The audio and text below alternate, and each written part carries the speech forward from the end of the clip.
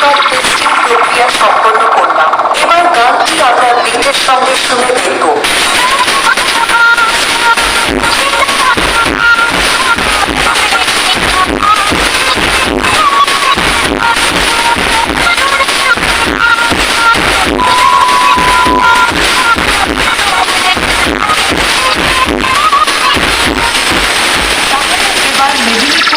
সেই ভাইরাল স্টাইলে সম্পূর্ণ গানটি শোনা যায়।